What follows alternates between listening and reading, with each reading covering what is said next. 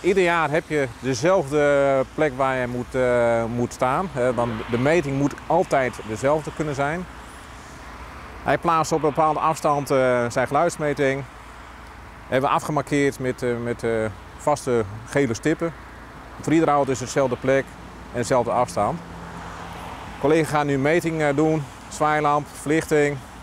Ja, en dan komt een bepaalde toon ook.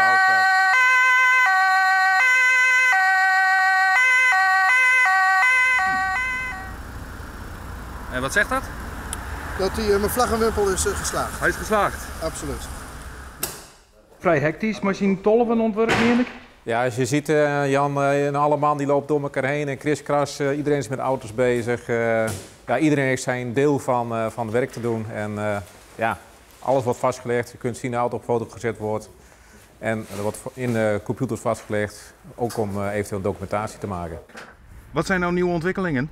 We kunnen bijvoorbeeld tegenwoordig poortjes bedienen. Dus de toegangshekken tot bijvoorbeeld campings, jachthavens en dergelijke. Die apparatuur hebben. Die de SOS toegang aan boord hebben, maar dat is bijna iedereen op dit moment. Oké, en hoe werkt dat? We zien op het scherm een poortjenummer staan. We toetsen op het toetsje SOS en dan we toetsen het poortjenummer in. En de poort gaat open.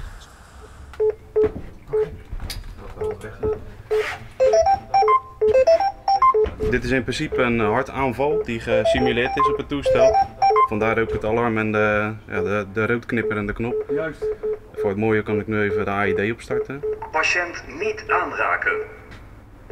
Nu schok afgeven. Schok afgegeven. En hoe is het met de patiënt? Ik heb weer een normaal hartritme van 60 slagen per minuut.